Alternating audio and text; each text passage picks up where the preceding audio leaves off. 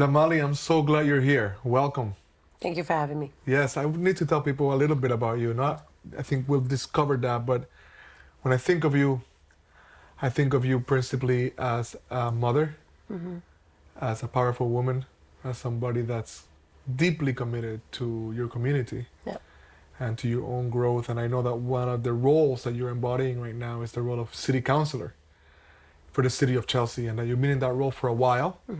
My understanding is also that you have decided to try to stay in that role, to run again, to put yourself up for election. Yeah.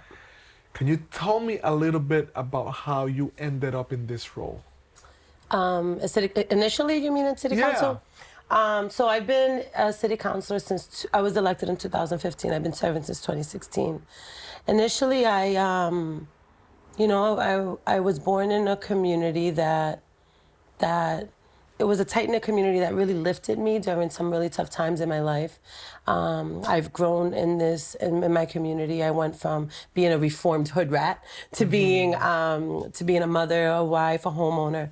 And I started to see things in the community that just weren't reflective of the values that I had seen growing up, and that I felt that there was a real disconnect between the decisions that were being made and how it impacted people like me. So I started to do activism in the community. I was circulating a petition and going and talking to the community. I saw that there was a real need for leadership.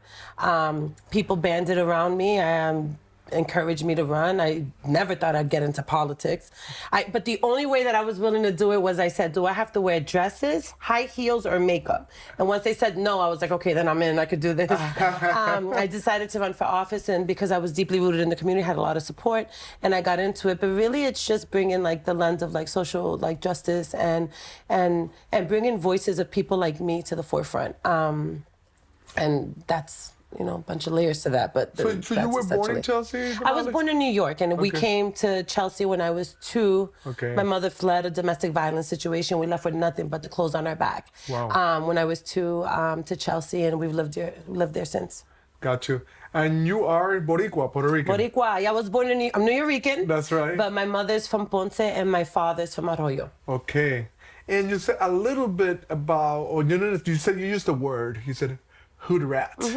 What does that mean? That means that I fell victim to the street culture that often plagues communities like low-income urban communities like ours. So I don't want to say too much because everything that I say will be used against me. And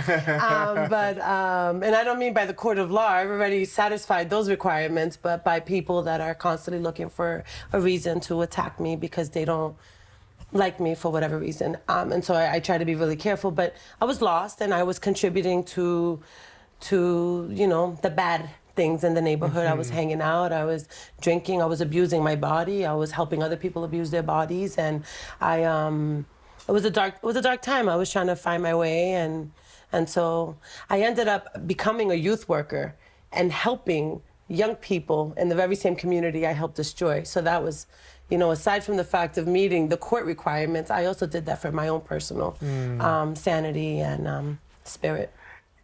So how does that happen? I'm always curious as to how that happens, right? What somebody's on a certain path, often structurally determined, right? Like, of course we make choices, but what people don't understand is how many choices are made for us before we get to make the first one, right? That's right. So you have this bunch of choices that are made for you. You meet them, right? Yeah. You become part of the culture, the street culture. That's right.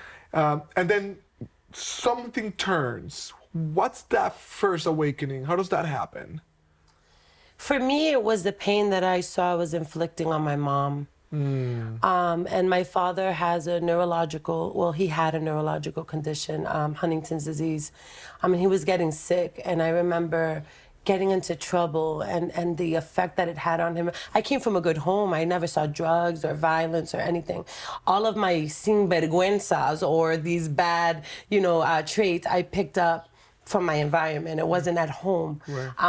And I saw the pain that I was causing them. These are people that work very hard to give me everything that they needed. My father would work double, triple shifts as a maintenance worker at Boston University. I come from humble roots, and I knew that my parents had raised me better. And I was getting older and realizing It was self-hate. I was lost. I didn't know who I was. I didn't like myself. I didn't like that my father was getting sick. I didn't like that my biological father was abusive to my mother. I didn't like racism. I didn't like so many different things, and I internalized it all and took it out on me and my neighborhood. And so how old were you when this turn of events happened? probably about 21, 22 years old.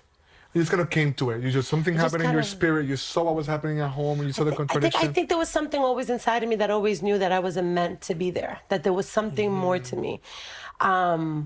But I never knew what that was. I knew that I had a higher calling, but I still hadn't figured it out yet. And so I just started to listen less to the outside and listen more to the inside. Wow, that seems like a powerful path. And it's just, I know I'm moved by that because that's how I relate to you. When I experience you in space, in friendship, you're somebody that has your own compass, right? In a very real way. And it seems like you came attuned with that. And now you're a city councilor for this city. City council president. That's right. That's right. How long have you been president of the city council? For the past 2 years. That's amazing. Yeah. Tell me about that. Tell me about holding that role. It's not easy. Yeah. It's not easy. So coming into it, I like I said, I'd never had done politics before. And coming into it in 2016, I stepped into a leadership role. I was the vice president the first 2 years, and I have been president the last 2, which is the first time a woman has ever served back-to-back presidencies, let alone a Latina. Which, of course, Chelsea is predominantly Latino community. Yeah, it's hard because there was a point midway through my political career that I felt like I stopped seeing the humanity in some of my colleagues. I'm very outspoken. I'm a woman of color. I speak about things. I challenge the status quo, and people didn't like that very much, and they continue to. I usually don't. Yeah, I don't know. They feel a type of way about that. But I didn't want it to make me cold. I didn't want it to take away from my deep belief in faith and humanity. And I started to feel like some of my colleagues were like demons. I'm like, they're out to get me, the patriarchy. I didn't want to be that person. I didn't want to think that way. I want to collaborate. I want to create space, hold space. And so I started a spiritual journey. Well, my spiritual journey has been very slow over the years, but it's really sped up the last couple of years. And so, since I've been president, I kind of been on this journey. It's hard to try to convene and collaborate with people who, it's not a system that's set up for that type of energy. That's right.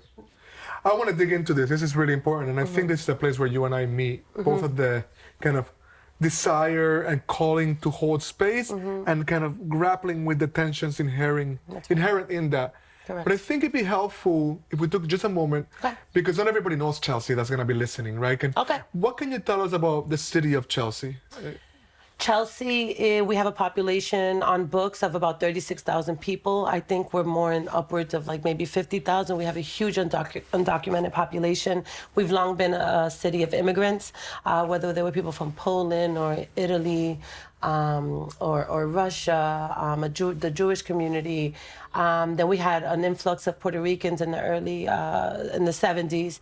And then we were a gateway community, so we've had Bosnians and we've had people from Vietnam and Cambodia. Like literally, you see people from all walks of life. But in recent years, we've had a huge surge of the Central American population, and so we have a huge community of people from Honduras, El Salvador, and Guatemala. And overall, it's funny because you could be in one neighborhood and it's like predominantly white, single homes, but then you could go down the street and it's like a 3-family home where there's like 50 people living in the triple decker from all walks of life, renting rooms. It's just, you just never know what you get. We're extremely, extremely diverse, but honestly, it is one of the most beautiful places in the world. There aren't many places where you can get a sense of community and see people from so many different walks of life. It really is beautiful. And it's a very small landmass. And it's 1.8 square miles. Square miles. And it's immediately adjacent to the city of Boston, Absolutely, Boston, right? Yeah.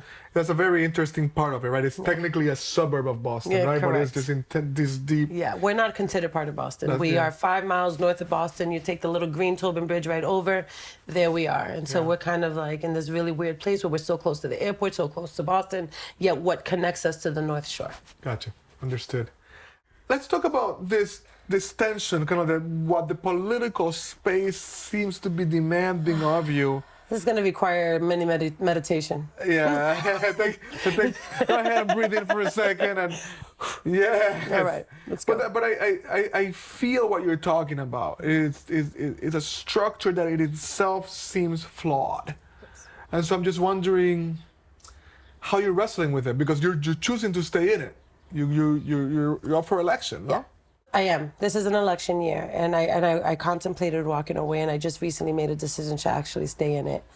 The system is not set up in a way where you can have authentic voices or a difference of opinion. Not necessarily the system, because the system. The rules that we follow essentially are created in a way to kind of like support it, but it's just what we have historically seen with the patriarchy and the men that have occupied the seats, where they feel that they know best, and anything that anybody else has to say is like, no good. So I have been attacked based on my ideologies, which is fine. What I look like, where I come from, how I speak. The fact that I have tattoos. I used to work with Gang Street and court-involved young people when I was a youth worker. I've been criticized for that. I get criticized for so many different things. And I've been in spaces where when men disagree with me, they feel it's okay for them to poke me and put their hands on me in the midst. Right? Oh, yeah. Huh. Yeah. So, and it's happened actually. I've been poked. It's funny, but I've been poked like twice. I guess it's something that they do. I'm seeing a trend here. Most recently, I took a vote that was contentious. And look, we're going to disagree. I never said, we're going to disagree. Right. That's normal. But the way that we go about when we the way we treat each other when we disagree with each other is the one I have the most problem with. So recently, I took a vote. Which I don't regret, and the way that we went about the process may not have been the best. I will own that. That's the thing. I'm not above saying that I'm wrong. Right. But people are not accustomed to that type of leadership. Right. They're not accustomed to someone apologizing. And after the vote, we called a recess because people were going crazy, and I felt that I owed an explanation to the residents because of the vote that I took. So I tried to go out to the hallway to face the community and, have some small talk with them and let them know, look, we could discuss this further over coffee, because I feel like I owe that to them. And people were so upset. And it was mostly public safety officials. And they started to call me names. They call me, wow. Can I swear? Sure. They call me a fucking slut. This old guy was looking at me like, fucking slut. One of the firemen told me, if your house catches on fire, don't call 911. Don't call us. Wow. And they're yelling a bunch of obscenities to me and in my face and yelling and I held it. I stayed cool. I stayed cool. I stayed centered. And then I went home and I really started to, don't call us if your house is on fire. And I'm thinking, but wait a minute. I have a daughter. I have a teenage daughter that I took in. I have kids as tenants. What does that mean? If there is an emergency here, can I not call? And when it's public safety that's in your face and threatening you, who do you call for help? Right. So I just felt very vulnerable and threatened.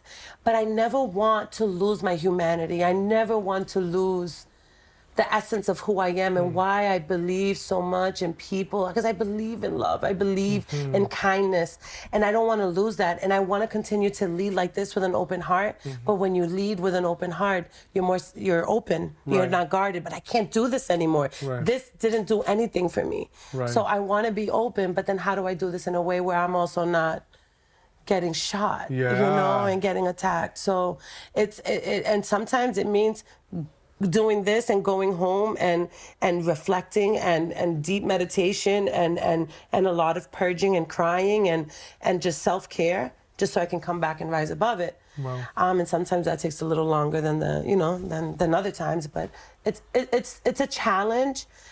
But you know, I just have to say, G, you know, like grateful to you for the role that you've played in my life, what evolutionary leadership has done in my life, the community that has built around that, and the support system that I have has really pulled me out of some dark times. I don't know that I would have been able to even have made the decision to run again had I not been strengthened and lifted by the community that you helped build. So I am always grateful and indebted to you, and so thank you for that. That's deeply moving. Thank you. I'm feeling that gratitude, and of course for me it's pure grace. It's a great honor to get to be in service of somebody like you and what you're doing. And I can't like go on without pausing and saying how sorry I am that you're being exposed to this level of violence, right? Not just like a verbal violence, but these are direct threats into your well-being, and it's and my family's well-being. Exactly. Because I can take it, right? Because I can do the meditation. I have those tools.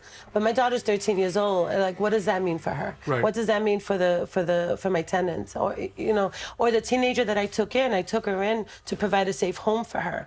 And now what does that mean for her? How does she absorb that? And so it's painful, but we're managing. Well, my prayers are with you, and anything else, of course, always. Thank you.